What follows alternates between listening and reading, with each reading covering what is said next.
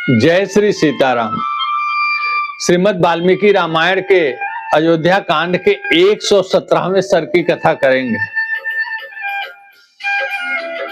चित्रकूट से तमाम ऋषि मुनि तपस्वी सारे चित्रकूट छोड़ करके और चले गए। श्री राम ने जब कुलपति महर्षि से पूछा तो उन्होंने बताया कि खर नाम के एक राक्षस के भय से सारे ऋषि मुनि तपस्वी आश्रम छोड़ करके यहां से दूर जा रहे हैं। श्री राम अपनी पर्णशाला में अकेले रह गए और बहुत थोड़े से ऋषि मुनि चित्रकूट में हैं जो श्री राम के भरोसे हैं कि श्री राम उनकी रक्षा करेंगे।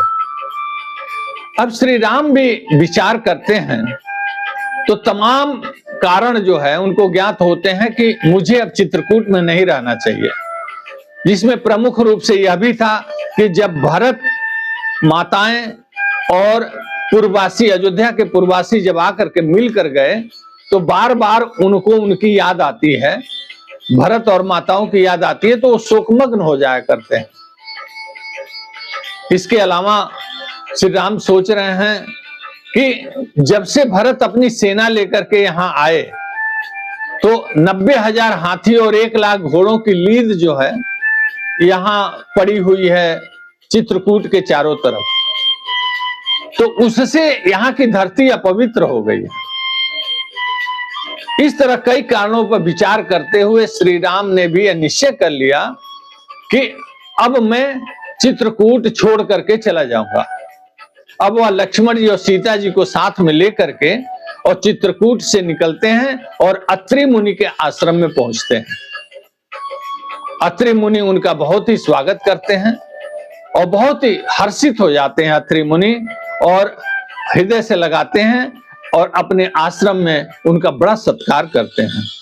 इसके साथ साथ वह लक्ष्मण और सीता का भी स्वयं आगे बढ़ बढ़ करके बहुत ही सत्कार करते हैं। सत्कार करने के पश्चात श्री राम से अत्रि मुनि कहते हैं अपनी पत्नी वृद्धा पत्नी के सामने को दिखा करके की ओर उनकी अत्रि जी की पत्नी अनुसुईया जी हैं, अनुसुईया जी की ओर संकेत करके और अत्रि जी श्री राम से कहते हैं कि हे श्री राम, यह मेरी पत्नी अनुसुईया है, ये बहुत ही धर्मशीला है, धर्म को मानने वाली है और ये धर्म पे इतना धर्म की राह पे चलने वाली हैं कि 10 वर्षों तक जब यहाँ पे वर्षा नहीं हुई, अनावृष्टि हो गई थी, तो इन्होंने अपने तपस्या के बल पर यहाँ फल और मूल उगा दिए थे, जिससे कि यहाँ के ऋषि मुनि और नर नारी निवासी यहाँ के उस फल मूल का सेवन करते हैं। अनावृष्टि के समय में भी इन्होंने बहुत ही तपस्या की थी। इतना ही नहीं, इन्होंने ही मंदाकिनी नदी का उद्गम स्थल खोज करके मंदाकिनी को प्रकट किया था। ये वो अनुसुईया हैं, इतनी तपस्विनी है। ये लोक कल्याण के लिए ये 1 रात को 10 रात के बराबर करके इन्होंने तपस्या की है और ये इतनी बड़ी तपस्विनी है कि लोक कल्याण के लिए इन्होंने बहुत कुछ किया है, इसलिए लोग इनका बड़ा सम्मान करते हैं। ये मेरी धर्मपत्नी अनुसुईया है। अनुसुईया जी अत्यधिक वृद्ध होने के कारण उनके अंग कांप भी रहे हैं और उनके बाल सफेद हैं और उनके चेहरों पर अंगों पे बड़ी झुर्रियां पड़ी हुई है।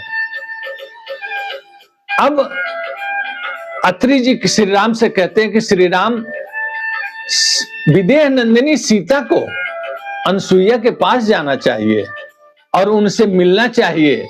अनुसुईया के पास जब वो जाएंगी तो उनको बड़ा संरक्षण मिलेगा, अनुसुईया उनको बहुत प्रेम करेंगी, बहुत धर्म की बातें बताएंगे। अब श्री राम सीता जी के तरफ मुड़ करके कहते हैं कि हे सीते, तुम्हें माता अनुसुईया के पास जाना चाहिए। ऐसी धर्म पुण्य कार्यों में लिप्त धर्म की जो प्रतिमूर्ति हैं, ऐसी माता अनुसुईया के पास तुम्हें जा करके मिलना चाहिए। सीता जी उठती हैं और सीता जी आगे बढ़ करके और जा करके अनुसुईया जी के पास उनको प्रणाम करती हैं और प्रणाम करके धीरे से अपना नाम बताती हैं। अनुसुईया जी उनको हृदय से लगा लेती हैं, अपने गले लगा लेती हैं और अनुसुईया जी कहती हैं कि हे विदेह नंदिनी सीता, तुमने बहुत ही यह कार्य अच्छा किया, तुम धर्म पर दृष्टि रखने वाली हो। यह मुझे बहुत अच्छा लगा कि तुमने सारा लोक का परित्याग करके, सारे लोगों का, अपने बंधु बांधव सबका परित्याग करके तुम अपने पति के साथ वन में आई हो। तुमने श्री राम के साथ वन में आने का जो निर्णय लिया है वो बहुत ही सुंदर है और बहुत स्वागत योग्य है। सीता, सदैव पति कैसा भी हो, पति का साथ देना चाहिए। जो धर्म वाली स्त्रियां होती हैं उसको सदैव अपने पति का साथ देना चाहिए। पति वन में हो, महल में हो, पति धनहीन हो, धनवान हो या धनहीन हो, पति अपनी किसी की बात न मानने वाला हो तो भी ऐसे पति का साथ देना चाहिए। पति ही जो होता है वह अपने पत्नी का इस लोक और परलोक दोनों जगह अपहित साधने वाला होता है। वह सदैव अपने पत्नी के हितों की साधना में रत होता है। इसलिए सदैव धर्म को मानने वाली स्त्रियों को अपने पति का साथ देना चाहिए। तुमने बहुत अच्छा किया सीता कि तुम आज अपने पति के साथ हो, ऐसी परिस्थितियों में तुम अपने पति के साथ हो। इतना करके वह सीता जी को गले से लगा लेती हैं और सीता जी को समझा बुझा करके अपने पास बिठा लेती हैं। 117वां सर्ग यही समाप्त होता है। आगे की कथा हम अगली कड़ी में करेंगे।